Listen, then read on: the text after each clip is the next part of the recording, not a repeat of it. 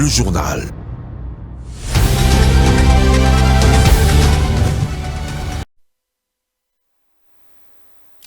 Mesdames et messieurs, bonsoir et bienvenue dans ce journal que je vous présente sur Mandiko Télévision. Tout de suite, les titres.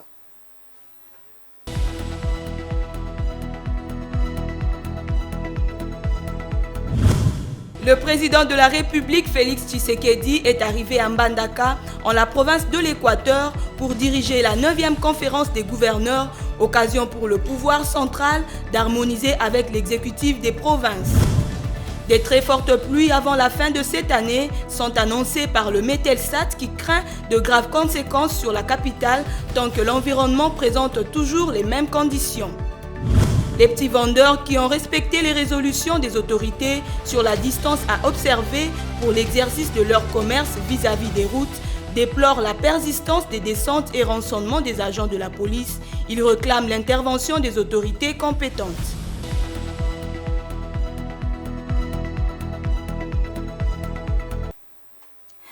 Voilà tout pour les titres, dames et messieurs, bienvenue. Ouvrons ce journal par le président de la République, Félix-Antoine Tshisekedi, qui est arrivé à Mbandaka, en province de l'Équateur, mardi 20 décembre, pour conduire la 9e session de la conférence des gouverneurs. Ce dispositif est une instance de concertation et d'harmonisation entre le pouvoir exécutif national et les gouverneurs de province. La conférence a pour mission d'émettre des avis et de formuler des suggestions sur la politique à mener et sur la législation à édicter par la République. L'Agence nationale de météorologie et de télédétection par satellite avertit les autorités et les populations du Katanga, de Kasai et de Kinshasa que des fortes pluies sont attendues encore avant la fin de cette année, avec des conséquences d'enregistrer encore de nombreux dégâts. Ceci se justifie par les mouvements au niveau de l'océan Indien et il y a des affectations sur le continent africain. Un commentaire de Rantalouela. L'Agence nationale des météorologies et des télédétections par satellite alerte la ville de Kinshasa sur des éventuelles fortes pluies qui seront enregistrées avant la fin de ces derniers mois de l'année, selon les prévisions de services météorologiques. De fortes précipitations sont donc annoncées au Katanga, dans le Kasai et dans la ville de Kinshasa. Tout de même, la situation est suivie de très près sur l'ensemble du pays, mais aussi le mouvement au niveau de l'océan Indien. Se basant des images satellitaires, il y a des affectations sur l'océan Indien et sur le continent africain, principalement sur la partie sud de la RDC. Ces avertissements sont donc à prendre au sérieux car en croire ces communiqués, les villes citées enregistreront plusieurs autres dégâts dus à ces fortes averses qui sont attendues. Les autorités urbaines sont pour ce faire appelées à prendre des dispositions idoines pour éviter l'enregistrement d'autres cas de sinistres tels que celui de la nuit du 12 au 13 décembre qui a endeuillé plusieurs familles dont le bilan à l'heure actuelle est revu à la hausse et qui a aussi endommagé certaines grandes artères de la ville sans compter les maisons inondées et des maisons emportées par les eaux violentes de récentes pluies. Une journée chargée pour le ministre des Transports, Voies de communication et désenclavement, Chérubin Okende, qui a procédé le lundi 19 décembre à Kinshasa au lancement des opérationnalisations du cadre national des services climatologiques. Ensuite, le numéro 1 du transport a effectué plusieurs autres activités. Suivez-le condensé dans ce reportage de Muriel Monsa. Au nom du Premier ministre Jean-Michel Samaloukonde, le ministre de Transport, Voies de communication, Chérubin Okende, a procédé à l'opéralisation du cadre national de services climatologiques. C'est dans le cadre du projet de renforcement des services hydrométéorologiques et climatologiques de la RDC. Ce projet est financé par la Banque mondiale au profit de l'Agence nationale des télédétections par satellite Metelsat.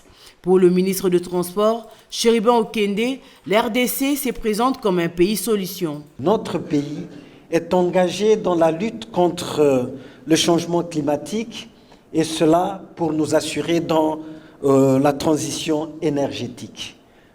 Bien entendu, la République démocratique du Congo se présente aujourd'hui comme étant pays solution dans cette lutte contre le changement climatique. Nous ne sommes pas que le pays solution. Les dernières catastrophes démontrent que nous sommes autant exposés.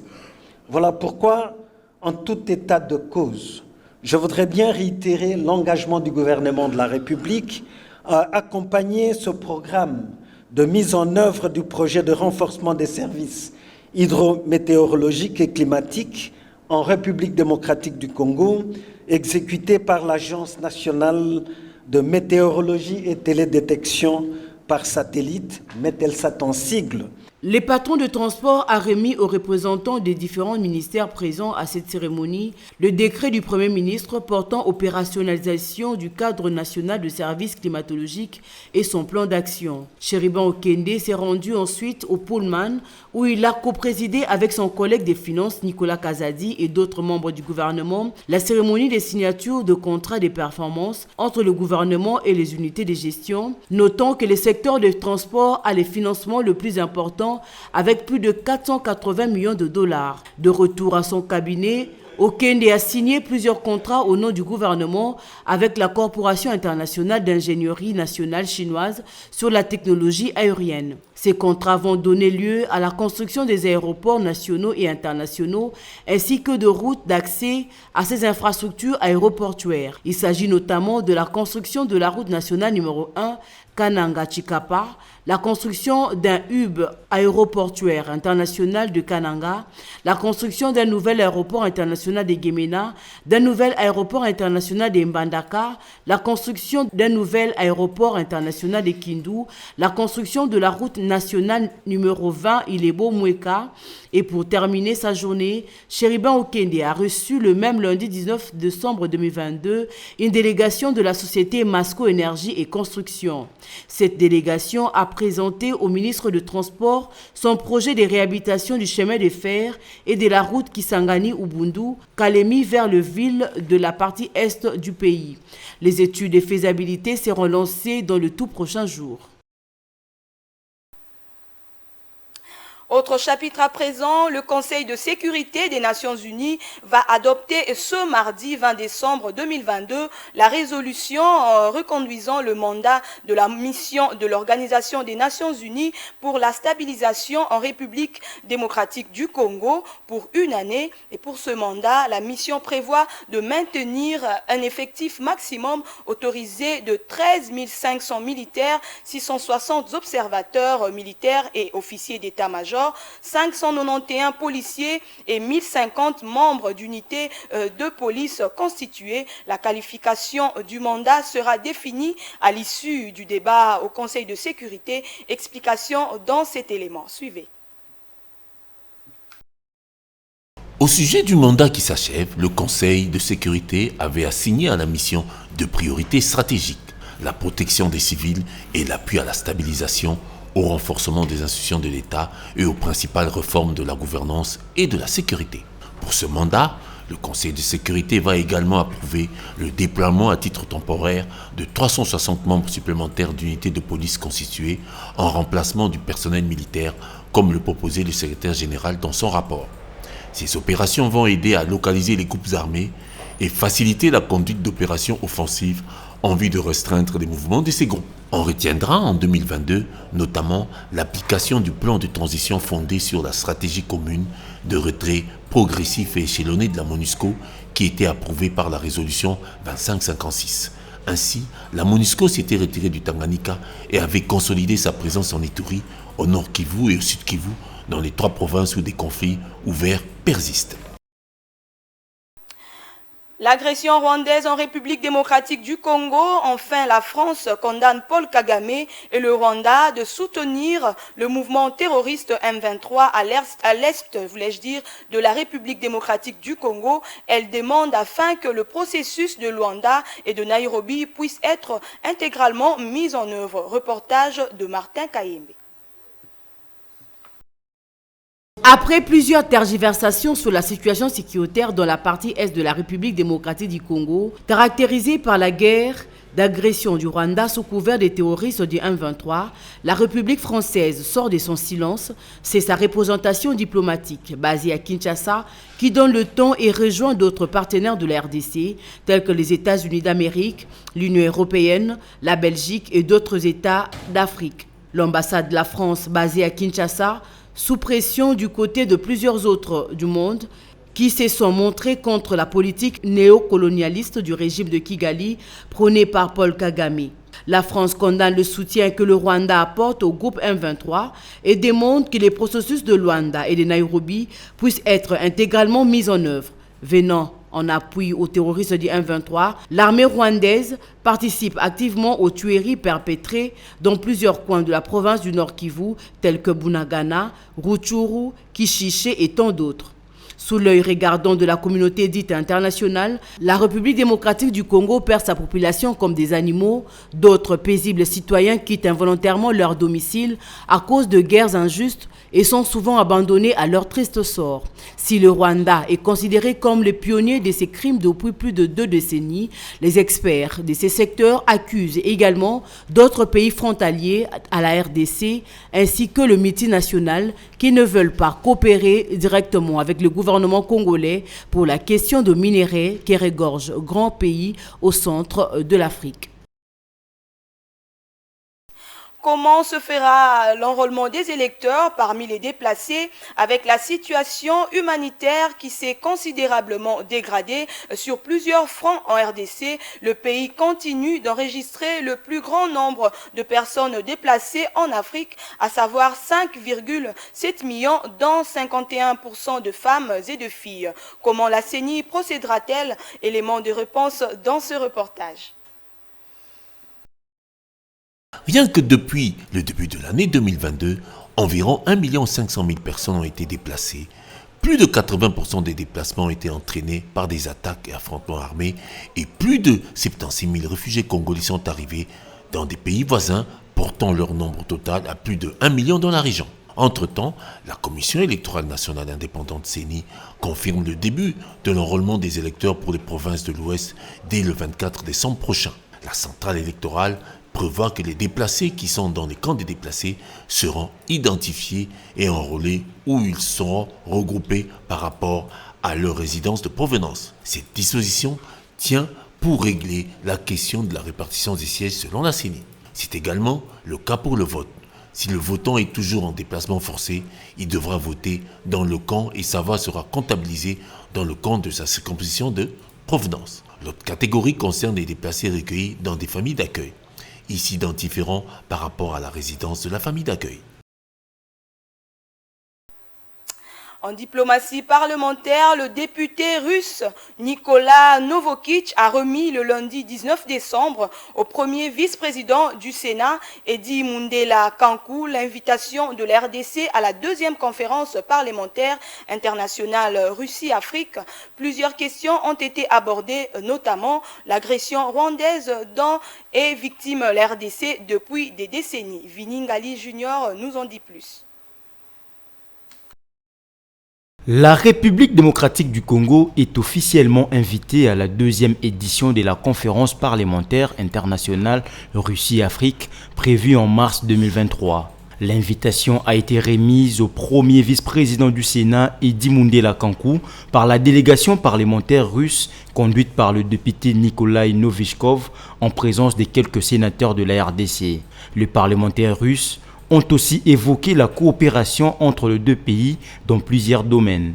Nous avons parlé de la coopération interparlementaire et j'ai transmis une invitation officielle. Nous plaidons toujours pour le respect des principes de l'intégrité territoriale, de souveraineté de la RDC. Et donc nous soutenons toujours la prospérité et la paix de toutes les nations, c'est ce que nous voulons. La République démocratique du Congo est l'un des pays les plus importants du continent africain. Le Sénat congolais, grâce à la diplomatie du numéro D de la Chambre haute du Parlement, a sollicité d'élargir la coopération bilatérale avec la Russie, outre l'éducation au domaine militaire, de défense et sécurité. Ces questions feront d'ailleurs l'objet de la deuxième conférence parlementaire Russie-Afrique prévue du 19 au 20 mars 2023 à Moscou. Au sujet de l'agression rwandaise dont est victime la République démocratique du Congo depuis des décennies, Edi Mundela Kankou n'a pas manqué d'évoquer la question avec ses hôtes. Edi Mundela Kankou a saisi de cette opportunité pour remettre à l'ambassadeur de la Fédération russe la liste de tous les sénateurs qui souhaitent faire partie du groupe d'amitié entre les deux pays.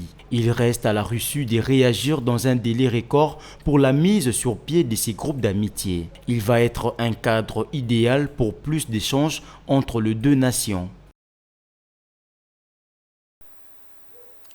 Le président de l'Assemblée nationale, Christophe Mbosso, a reçu le lundi 19 décembre 2022 dans son cabinet de travail une délégation des parlementaires de la Fédération de la Russie. Les échanges ont porté sur le respect de l'intégrité territoriale en République démocratique du Congo. Un reportage de la rédaction. Christophe Mbosso, président de l'Assemblée nationale, a reçu le lundi 19 décembre 2022 dans son cabinet de travail une délégation des parlementaires de la Fédération russe. Les membres d'amitié entre la Russie et le pays africain sont venus apporter leur soutien à la République démocratique du Congo, insistant sur le respect de la souveraineté et l'intégrité territoriale. Toujours l'intégrité territoriale des pays africains, surtout de la RDC. Notre peuple plaide pour la paix et la prospérité de toutes les nations et nous soutenons cette idée toujours. Je tiens à remercier l'honorable président de l'Assemblée nationale pour cet accueil chaleureux et j'espère que nous allons poursuivre cette pratique. Christophe Mbosso a affirmé avoir reçu l'invitation de ses parlementaires pour participer à une conférence à Moscou, signalant que lors de cet échange, les parlementaires russes ont promis de demeurer aux côtés de la République démocratique du Congo, aussi pour les élections que d'autres questions liées à la paix et à la sécurité. La présence des parlementaires russes sur le sol congolais a plus de raisons car c'est un soutien de l'un des puissants du monde et pour plusieurs, une réalisation d'un vœu le plus ardent qui venait de se réaliser. Le respect et l'intégrité nationale sont les deux mots qui ont sanctionné cette rencontre entre le président du Parlement congolais et les parlementaires russes.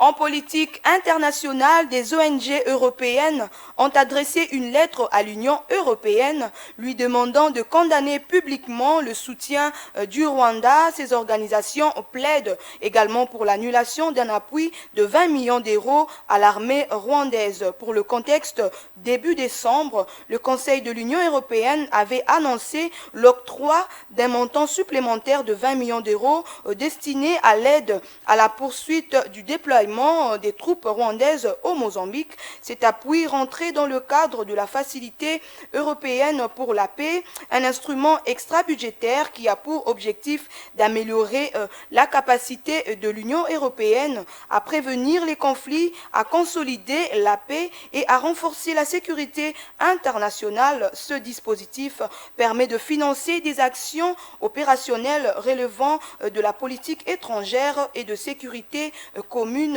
et ayant des implications militaires ou dans le domaine de la défense.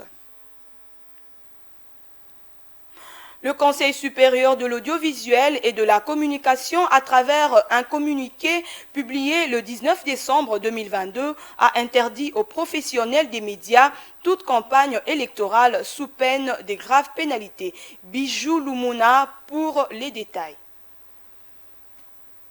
Dans une recommandation parue le 19 décembre 2022, le Conseil supérieur de l'audiovisuel et de la communication, en sigle CESAC, interdit aux médias la campagne électorale précoce.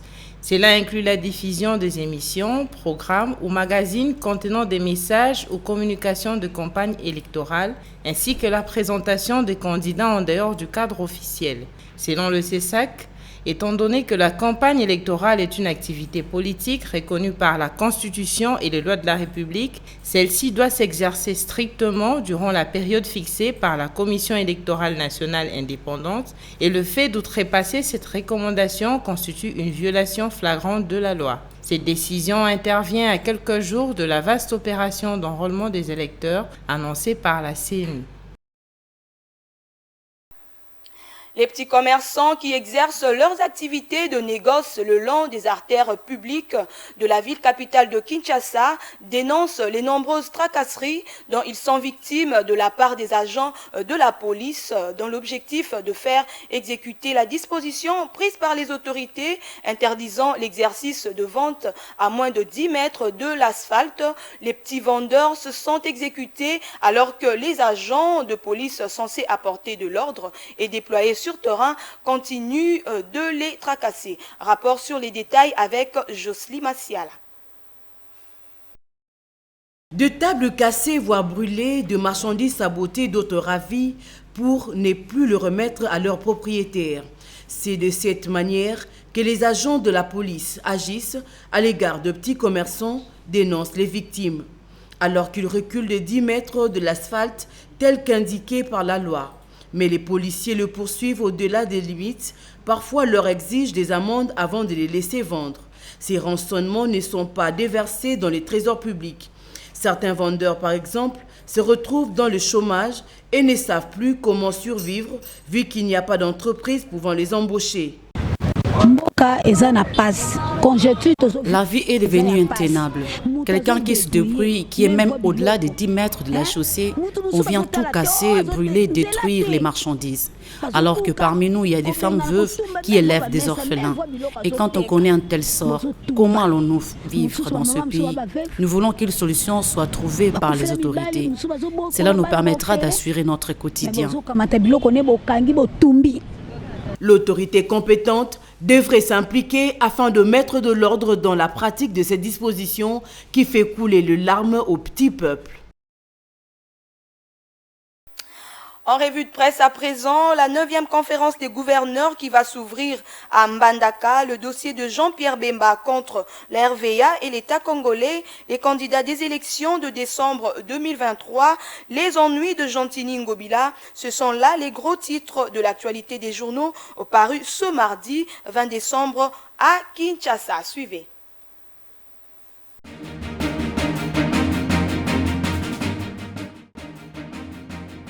Mbandaka, dans la fièvre de la 9e conférence des gouverneurs, titre à sa une la tempête des tropiques qui prévient que, sauf changement de dernière minute, c'est le mercredi 21 décembre que va s'ouvrir à Mbandaka, chef-lieu de la province de l'Équateur, la 9e conférence des gouverneurs, assises qui se tiennent une fois l'an, et le journal de cité les différents embellissements de la ville où plusieurs délégations sont déjà arrivées en attendant celle du chef de l'État qui va tenir compte du contexte M23 avec le Rwanda lié à la sécurité. Le phare aborde pour sa part le dossier des avions de Jean-Pierre Bemba. Un complot se tramerait contre la RVA et l'État congolais, avise l'article qui parle de 21 407 000 $, dont 17 239 000 $, représentant la valeur marchande de 7 avions de la société Cosa Airways appartenant à Jean-Pierre Bemba. D'où 3 168 000 $ de manque à gagner et 1 million de dollars de dommages et intérêts. Telle est la substance du jugement sur RC datant du 6 août 2021 par le tribunal de grande instance de la Gombe contre la RVA et l'État congolais. Le phare soupçonne une main noire qui voulait faire payer à l'État des millions de dollars en faveur de Jean-Pierre Bemba, alors que la RVA peine encore à assainir ses finances. Les 6 candidats prêts à compétir affichent ouragan pour expliquer que les élections de 2023 seront ethniques et linguistiques autour de leaders qui représenteront les aires géographiques. Le journal affirme qu'au sujet des dégâts de la dernière pluie diluvienne qui s'est abattue à Kinshasa, victimiser Gentini Ngobila, c'est se tromper de cible, car selon le journal, le gouverneur s'évertue à trouver des voies et moyens pour arranger les choses. Enfin, terminons avec la prospérité, qui rapporte que Félix Tshisekedi est attendu aujourd'hui à Mbandaka afin de diriger la 9e conférence des gouverneurs, dont la 8e s'était déroulée à Kinshasa. C'est tout pour la revue.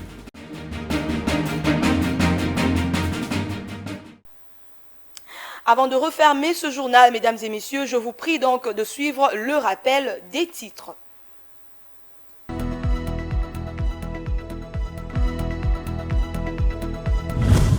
Le président de la République, Félix Tshisekedi, est arrivé à Mbandaka, en la province de l'Équateur, pour diriger la 9e conférence des gouverneurs, occasion pour le pouvoir central d'harmoniser avec l'exécutif des provinces. Des très fortes pluies avant la fin de cette année sont annoncées par le Metelsat qui craint de graves conséquences sur la capitale tant que l'environnement présente toujours les mêmes conditions. Les petits vendeurs qui ont respecté les résolutions des autorités sur la distance à observer pour l'exercice de leur commerce vis-à-vis des routes déplorent la persistance des descentes et rançonnements des agents de la police. Ils réclament l'intervention des autorités compétentes.